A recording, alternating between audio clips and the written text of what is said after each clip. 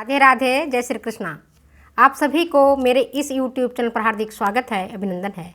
प्यारे बच्चों, आज मैं कुछ क्वेश्चंस आपसे पूछ रही हूँ फूड एंड न्यूट्रिशन से। क्वेश्चन को ध्यान से सुनना। और कल भी मैंने आपको जो परसों बताया था क्वेश्चन, इसमें पूछा था कि कुछ क्वेश्चन का मैं आंसर गलत बताऊँगी। कोई लड़की गलत आंसर मुझे नहीं बता पाई कि मैंने कौन से क्वेश्चन का गलत आंसर बताया है। इसका मतलब है मैंने सारे क्वेश्चन का सही आंसर बताया है। यही लग रहा है ना आपको? तो चलिए अब फिर से ढूंढना उसमें गलती है। मैं वापस आपको चांस दे रही हूँ, ठीक है ना? तो देखा बताना मुझे कि उनमें जो मैंने प्रश्न पूछा था और जो मैंने आंसर बताए थे उनमें कुछ गलतियाँ रह गई हैं। वो गलती ढूंढना आपको। आज मैं आपको MCQ food science and nutrition से बता रही हूँ।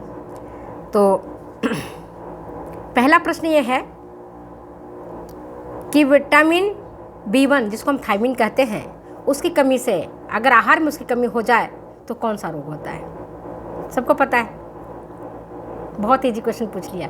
शुरुआत की इजी क्वेश्चन से, ताकि हमारे बच्चे कॉन्फिडेंट रहें, कॉन्फिडेंस के साथ पढ़ाई करें। तो पहला प्रश्न क्या है कि अगर आहार में विटामिन B1 की कमी हो जाती है तो उसे कौन सा रोग होता है?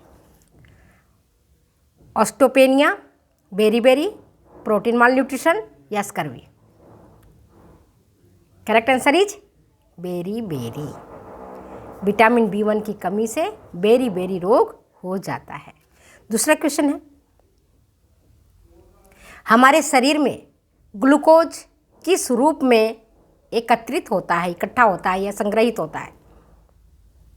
हमारे शरीर में ग्लूकोज किस रूप में संग्रहित होता है? इंसुलिन के रूप में। ऑप्शन है पहला इंसुलिन, दूसरा है माल्टोज, तीसरा है ग्लूकागोन, चौथा है ग्लाइकोजन।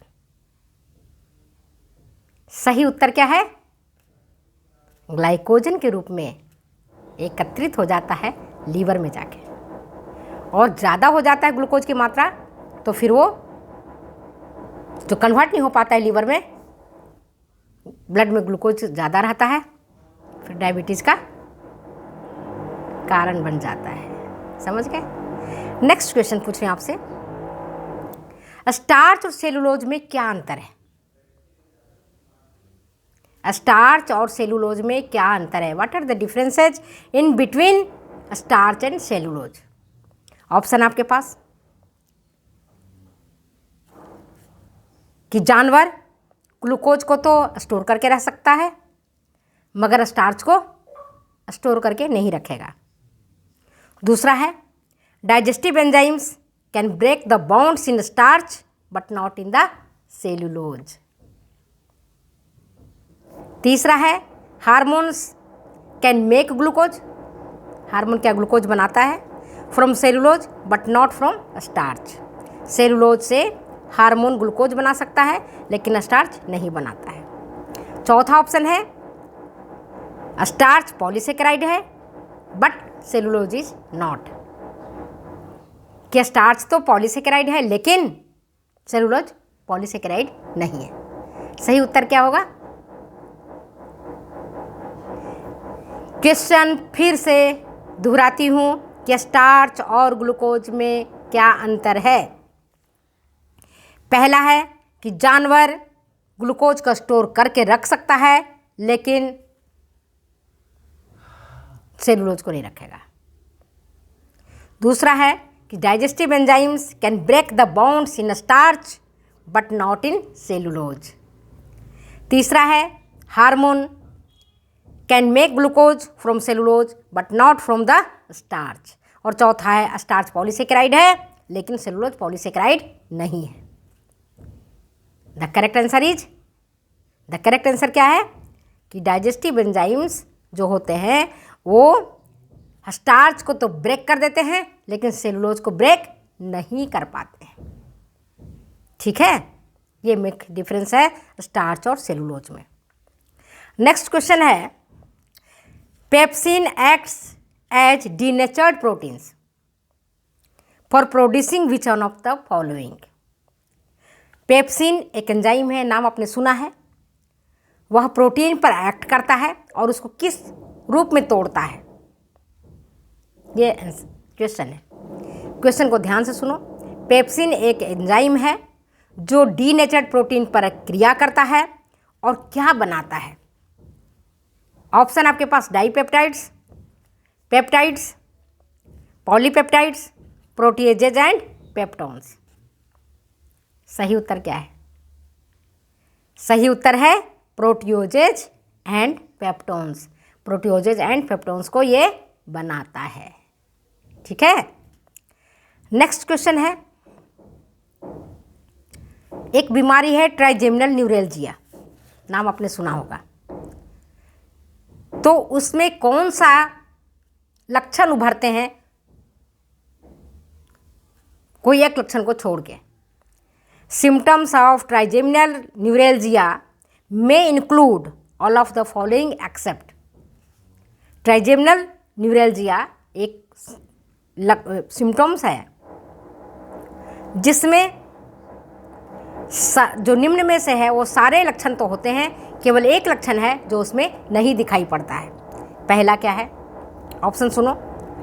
टिंगलिंग और numbness on one side of the face. Tingling और numbness on one side of the face, चेहरे के एक तरफ टिंगलिंग हो जाना या नंबनेस हो जाना।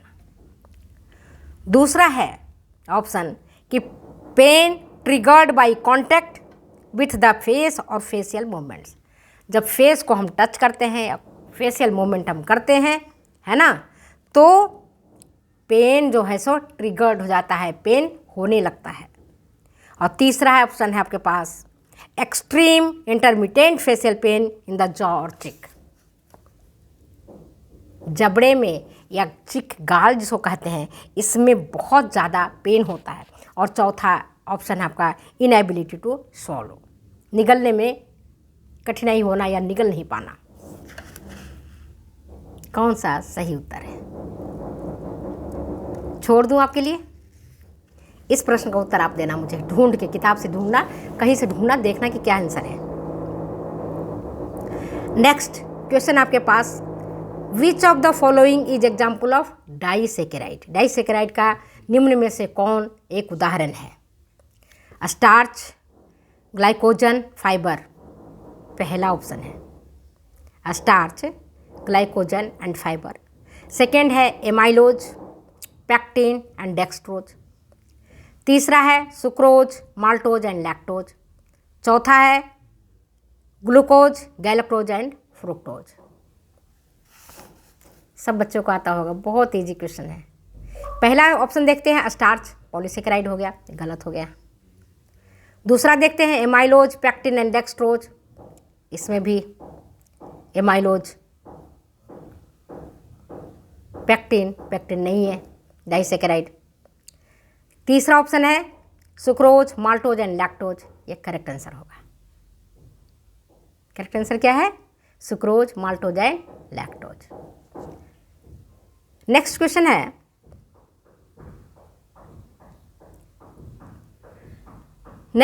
है, कि कार्बोहाइड्रेट हमें ऊर्जा प्रोवाइड करता है, कार्बोहाइड्रेट से हमें एनर्जी मिलती है। तो अगर हम परसेंटेज के, प्रतिशत के रूप में देखें तो कार्बोहाइड्रेट से हमें कितना प्रतिशत तक ऊर्जा मिलनी चाहिए? कार्बोहाइड्रेट हमें एनर्जी प्रोवाइड करता है, लेकिन कार्बोहाइड्रेट से कितना प्रतिशत तक हमें ऊर्जा मिलनी चाहिए? पहला ऑप्शन है 15 से 20%, सेकेंड है 20 से 35%, थर्ड ऑप्शन है 50 से 60% और चौथा ऑप्शन है 5 से 10%। करेक्ट आंसर कितना है? 50 से 60% हमें एनर्जी कार्बोहाइड्रेट से मिलनी चाहिए। ओके। नेक्स्ट क्वेश्चन आपके पास, कार्बोहाइड्रेट निम्न में से कौन सा ऐसा फूड है जिसमें नहीं पाया जाता है? ऑप्शन आपके पास मिल्क, दूसरा है ब्रेड, तीसरा है फ्रूट, चौथा है मीट्स। कार्बोहाइड्रेट किस में नहीं मिलेगा? सभी में मिल रहा है, लेकिन एक ऐसा भोजन है जिसमें कार्बोहाइड्रेट नहीं मिल रहा है। कौन सा? Milk, bread, meat and fruits. Question आपके लिए छोड़ती हूँ, इसमें थोड़ी सी कंफ्यूजिंग है, और देखते कितना बच्चा सही उसका आंसर देगा। Fruits, meets, breads, milk, 2 question मैंने आपके लिए छोड़ा है। तीसरा क्वेश्चन और पूछ रही हूँ, वो ये कि फ्रूट्स एंड वेजिटेबल्स सड़ जाते हैं किसके कारण? फ्रूट्स एंड वेजिटेबल्स सड़ने का प्रमुख कारण क्या है? ऑप्शन क्या है? टॉक्सिन पहला, सेकंड है ऑक्सीजन, थर्ड है मॉइस्चर, फोर्थ है एंजाइम। किसके कारण फ्रूट्स एंड वेजिटेबल्स सड़ जाते हैं? करेक्ट आंसर क्या है? एंजाइम्स के कारण हमारे फ्रूट्स एंड वेजिटेबल्स सड़ते हैं। नेक्स्ट क्वेश्चन आपके पास, released energy, the released energy during metabolism is captured and transferred by which one of the following? Question क्या है? मेटाबॉलिज्म के दौरान जो ऊर्जा रिलीज होता है, बाहर निकलता है, वो कैप्चर्ड हो जाता है, ट्रांसफर्ड हो जाता है निम्न में से किस रूप में? एसिटाइल कोएंजाइम पहला ऑप्शन, सेकेंड है एडेनोसिन ट्राइफॉस्फेट, तीसरा है एंजाइम्स, चौथा है pyruvate. The correct answer is, correct answer क्या है?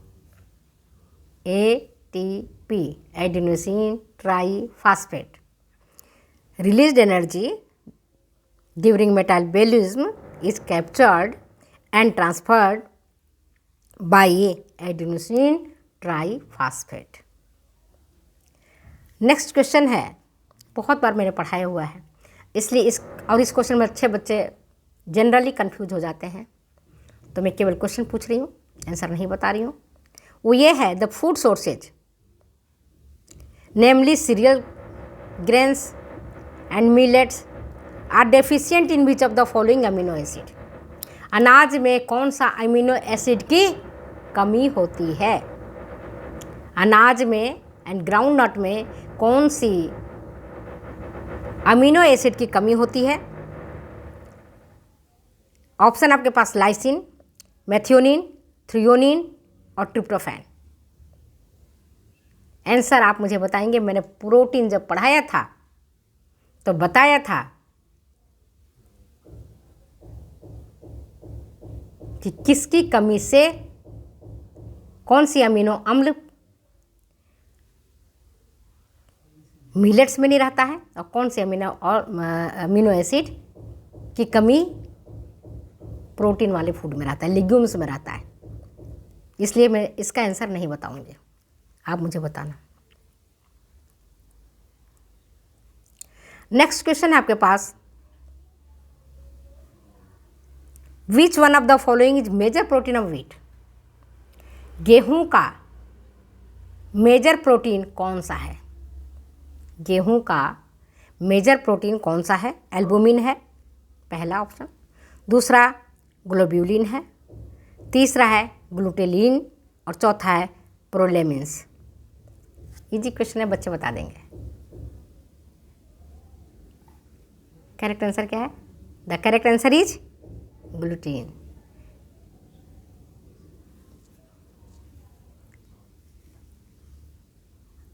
आटे का, गेहूं का जो प्रोटीन होता है ग्लूटेलिन कहलाता है, ग्लूटीन कहलाता है। ठीक है,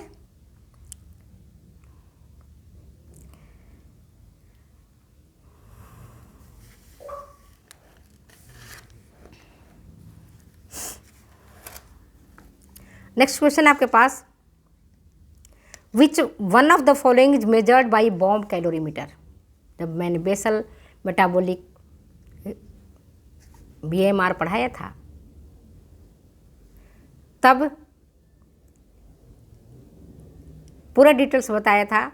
उसी संबंधित एक क्वेश्चन है, विच one of the following is measured by A bomb calorimeter. Bomb calorimeter के द्वारा किस चीज़ की माप की जाती है? ऑप्शन आपके पास है energy available from foods, second है heat a person releases in basal metabolism, third है kilocalories a person derives from foods, और चौथा है फिजियोलॉजिकल फ्यूल। हिंदी बता देती हूँ हिंदी वाले छात्राओं के लिए कि बॉम्ब कैलोरीमीटर के द्वारा क्या मापा जाता है? भोजन में जो ऊर्जा अवेलेबल होता है उसको मापते हैं। सेकेंड, बेसल मेटाबॉलिज्म के दौरान एक पर्सन कितना मात्रा में हीट को रिलीज करता है। थर्ड है kilocalories a person derives from foods, foods के द्वारा एक पर्सन कितना किलो कैलोरीज डेराइव करता है। और चौथा है फिजियोलॉजिकल फ्यूल। तो इसको भी मैं छोड़ देती हूँ आपके लिए, और मैं अपने वीडियो कहीं विराम देती हूँ कि मुझे कॉलेज भी जाना है, तो मैं कॉलेज निकलती हूँ। ओके, फिर मिलती हूँ, बाय बाय। जितना मुझे टाइम मिलता है उस टाइम में भी अब मैं आपको पढ़ाती हूँ, और मैं समझती हूँ कि अगर एक बच्चा भी हमारा वीडियो पढ़ करके क्वेश्चन को सही करता है, पास हो जाता है कंपटीशन में, मुझे बहुत खुशी होती है। ओके बेटे, बाय, फिर मिलती हूँ अगली वीडियो में अगली बातों के साथ। ओके।